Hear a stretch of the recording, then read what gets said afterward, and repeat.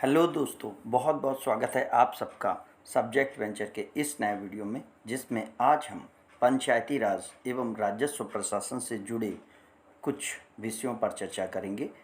यह विषय आपके प्रतियोगी परीक्षाओं और सामान्य जानकारी के संदर्भ से बहुत इम्पॉर्टेंट है। आगामी परीक्षाएं इसी पर बेस होंगी, इसलिए वीडियो को ध्यान से देखिएगा।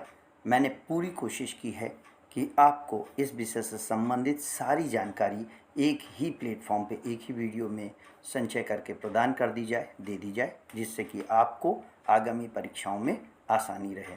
तो आइए वीडियो प्रारंभ करते हैं।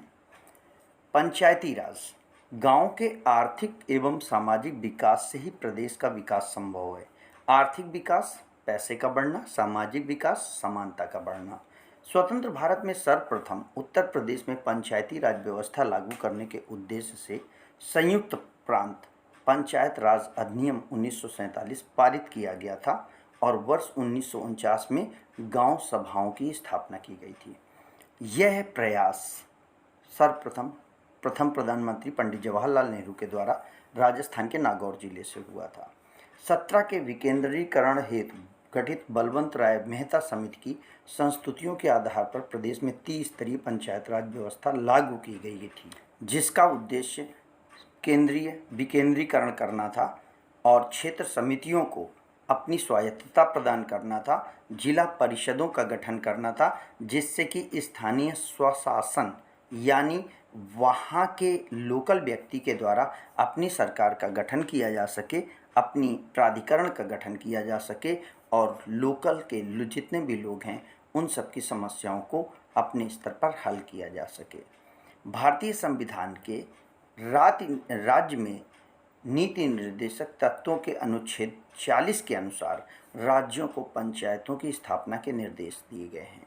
यानी राज्य सरकार को इस बात का निर्देश भी संविधान द्वारा दिया गया है कि वो ग्राम स्तर पर पंचायतों का गठन करें, जिससे पंचायतें आत्मनिर्भर हो सकें। भारतीय संविधान के भाग 9 में अनुच्छेद 243A और 243(0) व 73वें संविधान संशोधन में 1993 द्वारा पंचायती राज संस्थाओं को संवैधानिक दर्जा प्रदान कर दिया गया। यानी अब ये लीगल बॉडीज़ हैं जो कि कॉन्स्टिट्यूशन ऑफ इंडिया के द्वारा इस्टेब्लिश हैं। 73वें संविधान संशोधन में उत्तर प्रदेश पंचायत विधि विधेयक 1994 पारित किया गया, जो 22 अप्रैल 1994 से प्रदेश में लागू है। संविधान की 11वीं अनुसूची में इस व्यवस्था का वर्णन है।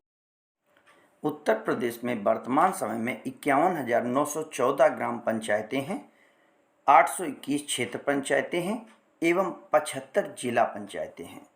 उत्तर प्रदेश की पंचायतों में त्रिस्तरीय व्यवस्था लागू की गई है, यानी ग्राम पंचायतों को 3 स्तर पर संगठित किया गया है। पहला स्तर ग्राम स्तर पर ग्राम पंचायत लेवल, जो पहले से ही गांव सभा में हुआ करती थी। दूसरा ब्लॉक स्तर पर क्षेत्र पंचायत, जो पहले से क्षेत्र समिति थी। और तीसरा स्तर जिला स्तर पर जिला पंचायत, जो पहले जिला परिषद हुआ करती थी। यानी सबके नाम बदल करके पंचायत कर दिया गया और 3 स्तरों पर बांट दिया गया। उत्तर प्रदेश में पंचायतों की त्रिस्तरीय व्यवस्था प्रणाली 1961-62 में लागू की गई थी। 5 ग्राम पंचायतों का अध्यक्ष सरपंच या ग्राम प्रधान होता है। यानी ग्राम पंचायतें 5 जो होती हैं वो अपने आप में ग्राम सभा होती हैं, लेकिन 5 ग्राम पंचायतों को जोड़ करके एक सरपंच नियुक्त किया जाता है। 1961 की व्यवस्था के अनुसार प्रत्येक 5 वर्ष के अंतराल में चुनाव कराए जाएंगे, यानी स्थानीय निकायों के चुनाव होंगे। ग्राम सभा, ग्राम पंचायत, क्षेत्र पंचायत, इन सबके। उत्तर प्रदेश में राज्य निर्वाचन आयोग का गठन 23 अप्रैल 1994 को किया गया। प्रथम वित्त आयोग का गठन 22 अक्टूबर 1994 को हुआ। इनके सन और इनकी डेट बहुत इंपॉर्टेंट है। पंचायती राज व्यवस्था में 1/3 पद महिलाओं को आरक्षित किए गए। ग्राम पंचायत का एक प्रधान होगा, यानी ग्राम सभा जो होगी उसमें एक प्रधान होगा। सदस्य कितने होंगे यह ग्राम सभा की आबादी पर निश्चित है। अगर 1000 तक की ग्राम की आबादी है तो वहाँ पे 9 सदस्य लिए जाएंगे, चुने जाएंगे। 2000 तक की आबादी में 11 सदस्य होंगे। 3000 तक की आबादी में 13 सदस्य होंगे। 3000 से ज़्यादा की आबादी होने पर 15 सदस्य अधिकतम लिए जा सकते हैं। संविधान की 11वीं अनुसूची में 29 विषयों में से 16 विषयों के कार्य उत्तर प्रदेश में पंचायतों को हस्तांतरित कर दिए गए हैं, यानी पंचायतों को अपने स्तर पर एक बृहद प्रोग्राम दे दिया गया, अधिकार दे दिए गए। पंचायतों के प्रधान, सदस्य, अन्य पदाधिकारियों के लिए न्यूनतम आयु 21 वर्ष है, यानी चुनने का अधिकार 18 साल के बाद है वोट डालने का, लेकिन अपने आप को चुनाए जाने के लिए संविधान के अनुसार आप उसके आवेदक बने, इसके लिए 21 वर्ष की आयु जरूरी है। ग्राम प्रधान का चुनाव प्रत्यक्ष रूप से ग्राम सभा के मतदाताओं द्वारा होता है। उप प्रधान का चुनाव पंचायतों में चुने गए सदस्यों द्वारा किया जाता है। 3 ग्राम पंचायतों की 2 लगातार बैठकों के बीच 2 महीने से अधिक का अंतर नहीं होना चाहिए। 2 ग्राम विकास अधिकारी, जिनको हम विलेज डेवलपमेंट ऑफिसर कहते हैं, ग्राम पंचायत का सचिव होता है। यहाँ याद रखिएगा, ये बीडीओ नहीं है, वीडीओ है। ब्लॉक डेवलपमेंट ऑफिसर नहीं, विलेज डेवलपमेंट ऑफिसर। ग्राम पंचायतों में समितियों की संख्या 6 है, यानी ग्राम पंचायत स्तर पर 6 समितियां गठित की जाती हैं। नई व्यवस्था 2013 में त्रिस्तरीय ढांचे में परिवर्तन किया गया और ग्राम प्रधान के जो 1961 की व्यवस्था थी उसके 750 रुपये के मानदेय के स्थान पर 2500 रुपये तय किया गया। ब्लॉक प्रमुख को 3000 रुपये के स्थान पर 7000 रुपये देने का प्रावधान किया गया। जिला पंचायत अध्यक्ष को पहले 4000 रुपये का वेतनमान या मानदेय निर्धारित किया गया था, जिसे वर्तमान में 2013 के तहत 10,000 किया गया है। इसी प्रकार उत्तर प्रदेश पंचायत निधियों में क्षेत्र पंचायत सदस्यों का भत्ता 2000 से बढ़कर 500, जिला पंचायत सदस्यों का भत्ता 3 से बढ़ के 1000 रुपये कर दिया गया है। क्षेत्र पंचायत ब्लॉक लेवल पर होती है। प्रत्येक क्षेत्र पंचायत में एक प्रमुख एवं उप प्रमुख व सदस्य होंगे। ये वही लोग हैं जिन्हें हम ब्लॉक प्रमुख कहते हैं। सदस्यों का चुनाव प्रत्यक्ष रूप से मतदाताओं द्वारा होगा। खंड विकास अधिकारी बीडीओ क्षेत्र पंचायत का सचिव होता है। जिला पंचायत क्षेत्र पंचायत के बाद दूसरी बॉडी। जिला पंचायत सदस्यों का चुनाव प्रत्यक्ष रूप से मतदाताओं द्वारा होगा। जिला पंचायत में भी एक अध्यक्ष होगा, उपाध्यक्ष होगा। चुने हुए सदस्यों के बीच में से इनका चयन किया जाता है, यानी इन जिला पंचायत अध्यक्ष का चुनाव अप्रत्यक्ष होता है। जिला पंचायत अध्यक्ष एवं उपाध्यक्ष का चुनाव अप्रत्यक्ष प्रणाली द्वारा किया जाता है, यानी जो जिला पंचायत सदस्य चुने जाते हैं उनमें से जिला पंचायत अध्यक्ष चुना जाता है। जिले का मुख्य विकास अधिकारी, जिसे कि हम सीडीओ कहते हैं, पंचायत राज अधिकारी और जिला पंचायत का सचिव होते हैं। ये दोनों प्रधान को अपने पद से हटाने के लिए, पदच्युत करने के लिए ग्राम पंचायत द्वारा एक विशेष बैठक बुलाई जाने का प्रावधान भी है। इसके लिए 15 दिन पूर्व सूचना देना अनिवार्य है, यानी प्रधान को ये बताना होगा कि आपके खिलाफ अविश्वास प्रस्ताव आ रहा है। ग्राम प्रधान को हटाने के लिए एक विशेष बैठक बुलाई जाती है, जिसमें गणपूर्त यानी स्पेशल कोरम होना चाहिए, जो उस ग्राम सभा के 1/3 सदस्यों से कम नहीं होगी। ग्राम प्रधान को हटाने के लिए इसी प्रकार की दूसरी बैठक 1 वर्ष के अंदर नहीं लाई जा सकती, यानी एक बैठक एक बार होने के बाद अगर वहाँ पर वो अपनी कोरम पूरी करता है, वो ग्राम प्रधान का पक्ष लेती है बैठक, तो दोबारा 1 साल तक ऐसी बैठक नहीं बुलाई जा सकती। उत्तर प्रदेश में 3 प्रकार के नगर निकाय गठित किए गए हैं। नंबर 1 नगर निगम, नंबर 2 नगर पालिका परिषद और तीसरा नगर पंचायत। नगर निकाय 1992 में केंद्र सरकार द्वारा 74वीं संविधान संशोधन करके एक नया भाग 9 का जोड़ा गया है, जिससे अनुच्छेद 243 से लेकर के अनुच्छेद 243 ZG तक नगर निकाय से संबंधित विशेष व्यवस्था की गई है। मेयर का चुनाव यानी नगर अध्यक्ष का चुनाव वयस्क जनता द्वारा प्रत्यक्ष रूप से किया जाता है। मेयर के पदाधारण तिथि से, यानी जब से मेयर अपने पद की शपथ लेगा, 2 वर्ष तक उसके खिलाफ अविश्वास प्रस्ताव नहीं लाया जा सकता, यानी एक बार मेयर बनने पर 2 वर्ष तक उसे पद से नहीं हटाया जाएगा। सदस्यों में 3 प्रकार के सभासद होंगे: निर्वाचित सभासद, मनोनीत और पदेन सभासद। पदेन सदस्यों के अंतर्गत नगर क्षेत्र वाले लोकसभा, राज्यसभा, विधानसभा और विधान परिषद के सदस्य आते हैं। यानी इन पदों पर चुने गए सदस्य अपने पदेन होने के कारण इसके सदस्य हो जाएंगे। नगर निगम में निर्वाचित होने वाले सदस्यों की संख्या 110 से अधिक और 60 से कम नहीं होगी। यानी सदस्यों की संख्या 60 से लेकर 110 के बीच में होगी, जो कि उस नगर विशेष की जनसंख्या के आधार पर निश्चित की जाएगी। इस तरीके से हम देखें तो एक नगर निगम में एक मेयर, पदेन सदस्य और 60 से लेकर 110 सदस्य होंगे। राजस्व प्रशासन। उत्तर प्रदेश एक कृषि प्रधान राज्य है। औद्योगिक विकास सहित विभिन्न क्षेत्रों में आबादी के बहुआयामी विकास होने के बावजूद आज भी उद्यम कृषि ही है।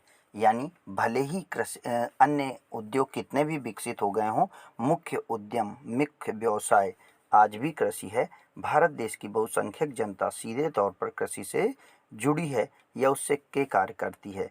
कृषि से संबंधित अन्य व्यवसायों के लिए भूमि सबसे बड़ी महत्वपूर्ण कारक है। भूमि संबंधी अभिलेखों का समुचित रखरखाव किया जाना इस लिहाज से जरूरी हो जाता है। और बिखरे जोतों की चकबंदी करवाना, कृषि उपज संबंधी आंकड़ों के संकलन, कृषकों के लिए व्यक्तिगत बीमा दुर्घटना योजनाओं का संचयन, भूमि विवादों के निपटारे, भूमि सुधार संबंधी कार्यक्रमों का सृजन एवं उनका क्रियान्वयन तथा प्रदेश में राजस्व की वृद्धि के लिए यानी टैक्स और कर की वृद्धि के लिए निम्नलिखित देयों की वसूली जैसे महत्वपूर्ण कार्यों का निष्पादन राजस्व विभाग द्वारा होता है। इसे हम बोर्ड ऑफ रेवेन्यू कहते हैं। सामान्य जनता कृषक निर्बल होने के कारण राजस्व विभाग उत्तर प्रदेश की शासन की मेरुदंड यानी मेन इकोनॉमिक स्टेबिलिटी का माध्यम है। उत्तर प्रदेश की जनता को निश्चित सीमा के अंदर भी सेवाएं प्रदान करने हेतु उत्तर प्रदेश में जनहित गारंटी कानून बनाने और उससे संबंधित एवं आनुषंगिक विषयों की व्यवस्था करने के लिए कानून बनाने का कार्य भी राजस्व विभाग द्वारा होता है। यानी कृषि के संबंध में नियम बनाना, कृषि से संबंधित लगान वसूलना और उसके कागजों का रखरखाव करना। राजस्व विभाग के विभिन्न कार्यों में संपादन हेतु निम्न विभागाध्यक्षों एवं कार्यालयों के माध्यम से कार्य होता है। उत्तर प्रदेश में राजस्व परिषद की स्थापना 1931 में इलाहाबाद में की गई थी। 1957-58 तक परगना अधिकारी, न्यायिक अधिकारी, विशेष रेलवे मजिस्ट्रेट, बिक्री कर अधिकारी की नियुक्ति और स्थानांतरण संबंधी राजस्व परिषद को अधिकार प्राप्त थे, जिसे कि अब सरकार द्वारा वापस ले लिया गया है। यानी अब राजस्व परिषद प्योरली केवल डाटा संचयन, कलेक्शन और प्रोटेक्शन संरक्षण का। चकबंदी आयुक्त संगठन। उत्तर प्रदेश में चकबंदी कार्यक्रम 1954 में प्रारंभ किया गया। इस योजना का भूमि सुधार, हरित क्रांति एवं ग्राम विकास से सीधा संबंध है। चकबंदी का उद्देश्य कृषि की उत्पादकता एवं उत्पादन क्षमता बढ़ाने से संबंधित है और इसे बढ़ा करके कृषकों का जीवन स्तर ऊंचा करने का कार्य चकबंदी का है। चकबंदी के द्वारा हरित क्रांति के साथ साथ सामाजिक परिवेश में भी परिवर्तन हुए हैं। विशेष रूप से आज समाज में उपेक्षित वर्ग को गृह निर्माण हेतु भूमि उपलब्ध कराने में इस योजना का महत्वपूर्ण योगदान है। यानी यह जमीन के निर्धारण में आवश्यक काम करता है। उत्तर प्रदेश में जिला गजेटियर विभाग की स्थापना 1957 में की गई। प्रदेश में समय समय पर सूखा, बाढ़, शीतलहर से प्रभावित व्यक्तियों को सहायता प्रदान करने का भी काम राजस्व प्रशासन द्वारा किया जाता है। उत्तर प्रदेश जमींदारी विनाश अधिनियम, जिसे हम UPZA-LRA एक्ट कहते हैं, 1950 में पास हुआ। इसमें कृषि योग्य भूमि के पट्टे पर आवंटित करने की संघ की समस्त सेना के जवानों को बलिदान करने वाले व्यक्ति के और उन व्यक्तियों को प्राथमिकता दी गई। उसके उपरांत जनहित, भूमिहीन मजदूरों और अन्य व्यक्तियों को इसमें उच्च वरीयता दी गई। अनुसूचित जाति, जनजाति, अन्य पिछड़ा वर्ग, गरीबी रेखा के नीचे जीवन यापन करने वाले सामान्य श्रेणी और विकलांग व्यक्ति जिनके पास पर्याप्त उपलब्ध आवास नहीं है उनको आवास उपलब्ध कराने का काम किया गया। जमींदारी विनाश अधिनियम की धारा 122 गा के अंतर्गत आवास स्थान उपलब्ध कराए जाते हैं। वृक्षारोपण हेतु हरियाली कार्यक्रम क्रियान्वित करने के संबंध में भूमि का पट्टा दिए जाने का शासनादेश 1985 को निर्गत किया गया, जिसमें वृक्षारोपण करने वाले व्यक्तियों को केवल उन वृक्षों के उपयोग और उपज व उनसे होने वाले लाभ हेतु पट्टा दिए जाने की व्यवस्था की गई है।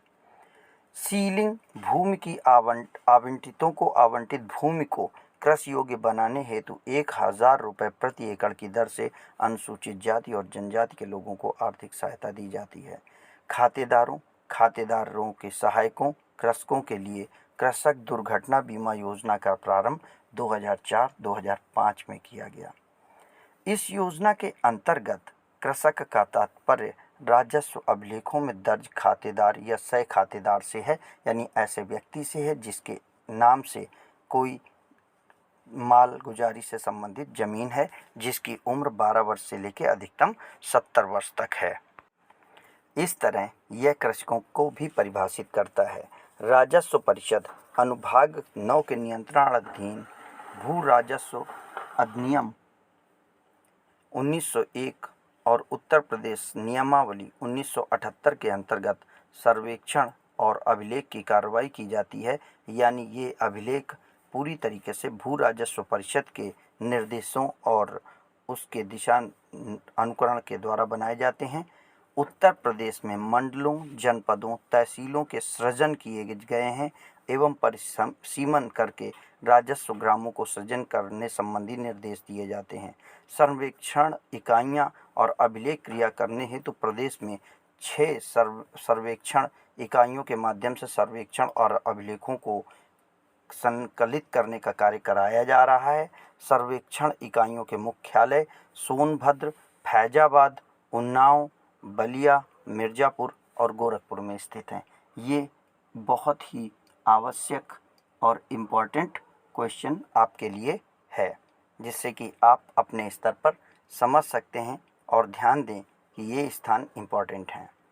प्रदेश में समस्त कृषकों को लाभान्वित करने के उद्देश्य से ग्रामों के खतौनियों के अभिलेखों को 2005 से कंप्यूटरीकृत कर दिया गया है, जिसे 15 रुपये शुल्क देकर प्राप्त किया जा सकता है। यानी मात्र 15 रुपये शुल्क दे करके आप अपने नाम की या किसी के नाम की खतौनी निकलवा सकते हैं। भारत सरकार के भू संसाधन विभाग द्वारा भू अभिलेखों की कंप्यूटरीकरण योजना राजस्व प्रशासन का सुदृढ़ीकरण एवं भू अभिलेखों का अवधिकरण योजनाओं को समायोजित करते हुए राष्ट्रीय भू अभिलेख आधुनिकीकरण कार्यक्रम 2008 और 9 से संचालित किया जा रहा है। तहसील दिवस आधुनिक समय में प्रदेश द्वारा प्रत्येक माह के प्रथम और तृतीय मंगलवार को जिले की हर तहसील में प्रातः 10 बजे से लेकर के 3 बजे तक का समय तहसील दिवस के आयोजन का है। तहसील दिवस की अध्यक्षता जिलाधिकारी द्वारा की जाती है। तहसील दिवस का उद्देश्य जनमानस को विभिन्न योजनाओं के अंतर्गत मिलने वाली सुविधाओं को प्राप्त करने हेतु विभिन्न कार्यालयों में न जाकर यथासंभव एक ही स्थान पर उपलब्ध कराया जाना है, सीधे अधिकारियों से संबंध स्थापित करना है। 1951 में प्रथम संशोधन द्वारा जमींदारी प्रथा का उन्मूलन किया गया। इसका उद्देश्य ग्रामीण सामाजिक आर्थिक न्याय के लक्ष्य को प्राप्त करना है। प्रदेश की अधिकांश जनसंख्या गाँव में निवास करती है, इसलिए गाँव का विकास करना बहुत आवश्यक है। उत्तर प्रदेश में जिलों को ब्लॉकों में बांटा गया है। इन ब्लॉकों का मुख्य अधिकारी खंड विकास अधिकारी होता है। खंड विकास अधिकारी के यानी बीडीओ के निम्नलिखित कार्य हैं जो कि उसे संपादित करने होते हैं। नंबर 1, खंड विकास खंडों में कार्य प्रसार और अधिकारियों की सहायता से पंचायत समिति का निर्धारण निर्णयों का क्रियान्वयन करना, उच्च अधिकारियों के आदेशों का क्रियान्वयन और उसके लिए समय पर अधीनस्थ स्टाफ की बैठकें आयोजित करना। खंड विकास अधिकारी ग्रामीणों के नियंत्रण में रहता है और ग्रामीण लोगों के लिए सरकार के एक योजक की भूमिका निभाता है। खंडों के समस्त कार्यों की प्रगति समय समय पर उच्च अधिकारियों को देना उसका काम है। जन शिकायतों को सुनना और उसके निराकरण के लिए योजना बनाना भी इस अधिकारी का कार्य होता है। चकबंदी लेखपाल ग्रामीण क्षेत्रों की भूमि और कृषि से संबंधित कानूनों का क्रियान्वयन करता है। भूमि के नक्शे, भू राजस्व एकत्रण, जोतों के वर्गीकरण लेखपाल द्वारा संपन्न किए जाते हैं। भूमि और राजस्व का मुख्य भूमि से संबंधित विवादों का निस्तारण भी इसके द्वारा किया जाता है। यह लेखपाल ही निश्चित करता है कि कोई भी ज़मीन किस तरह की है और उस पर कितना भूमि कर बनता है। चकबंदी लेखपाल कृषि भूमि का मापन करता है, नक्शे तैयार करता है। विभिन्न प्रकार की भूमि की कृषि की किस्म की परिवर्तने आदि विभाग के प्रमुख कार्य हैं। कृषि विभाग से संबंधित विभिन्न प्रकार के नियमों और कानूनों को लागू कराना इस अधिकारी का काम है। ग्राम पंचायत स्तर पर कार्य करने वाला अधिकारी चकबंदी लेखपाल होता है। तहसील स्तर पर तहसीलदार और उपखंड स्तर पर उपखंड अधिकारी, जिला स्तर पर जिलाधिकारी, मंडल स्तर पर मंडलायुक्त कृषि से संबंधित लगान, उससे संबंधित निर्णय और भूमि से संबंधित विवादों के निपटारे के लिए पहले से ही नियुक्त किए गए हैं। यह अधिकारी अपनी सुविधा अनुसार इन जगहों पर विवादों का निस्तारण करते हैं। उपरोक्त अधिकारियों की देखरेख में लगान वसूली, नामांतरण, भूमि का क्रय विक्रय, रास्ते संबंधी विवादों का निपटारा, मकान निर्माण की स्वीकृति, कृषि ज्योति के विभाजन आदि का काम किया जाता है। गांवों में कृषि संबंधित समस्त लेखा जोखा पटवारी के पास रहता है। वह भूमि संबंधी सभी कामों को संपन्न कराने का काम करता है, यानी ग्राम स्तर पर पटवारी प्रमुख व्यक्ति है।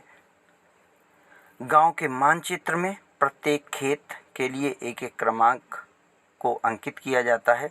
इस क्रमांक को हम खसरा कहते हैं। खसरा और खतौनी किसी भी भूमि के स्वामित्व के प्रमुख अंग हैं और उसके पर्याप्त लीगल वैधानिक साक्ष्य हैं। लगान किसानों द्वारा भूमि कृषि को उपयोग किए जाने के बदले सरकार द्वारा एक निश्चित राशि वसूल की जाती है, जिसे हम लगान कहते हैं।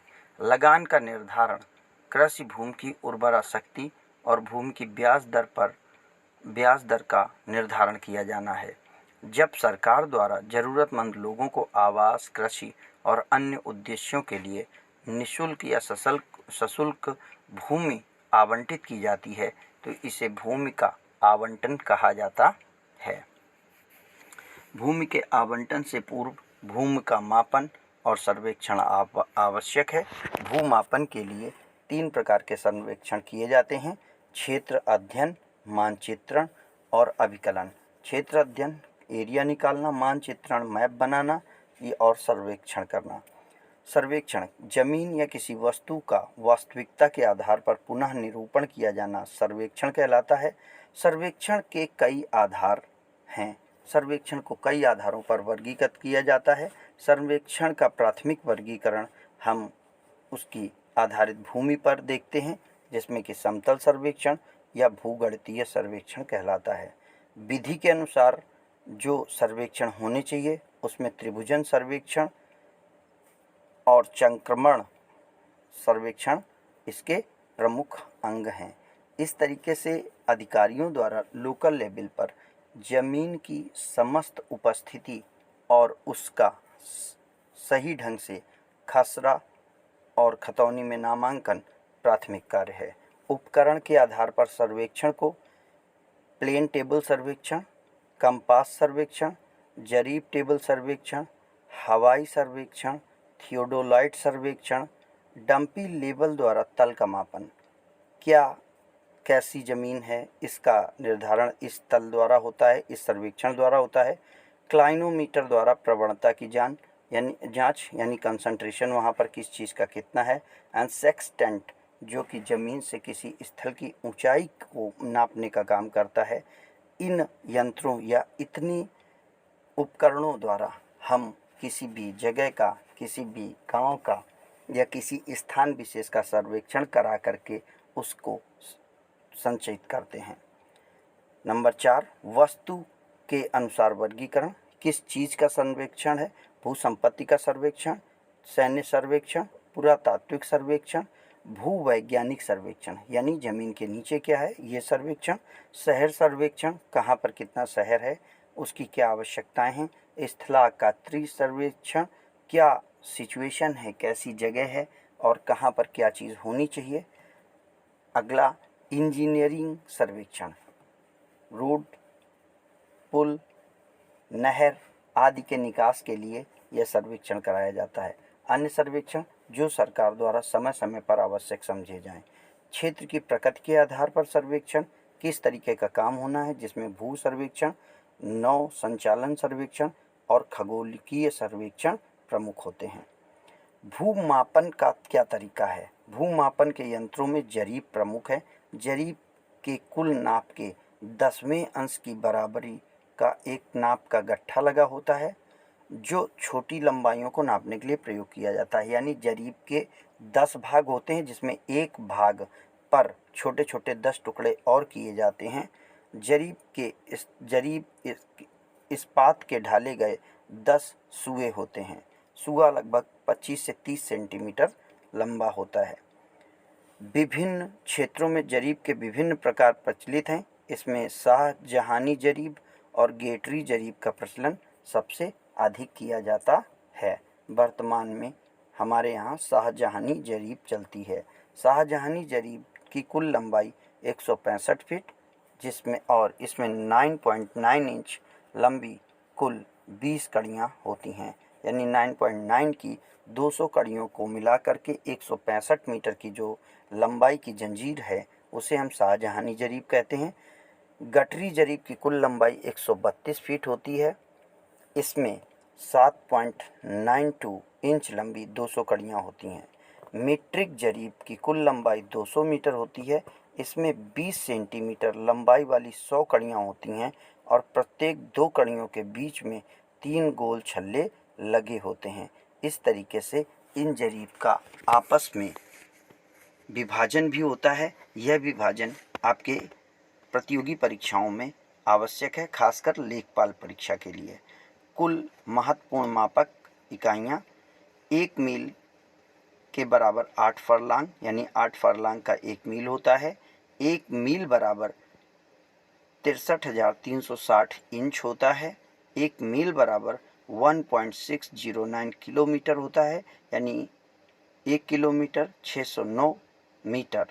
1 एकड़ बराबर 10 वर्ग जरीब एरिया होता है। 1 एकड़ के बराबर 0.40467 हेक्टेयर ज़मीन आती है। 1 हेक्टेयर में लगभग 100 एयर जगह आती है। 1 वर्ग किलोमीटर में 100 हेक्टेयर ज़मीन मापी जाती है या आती है। ये डेटा भी आपके आगामी एग्ज़ाम के लिए महत्वपूर्ण है।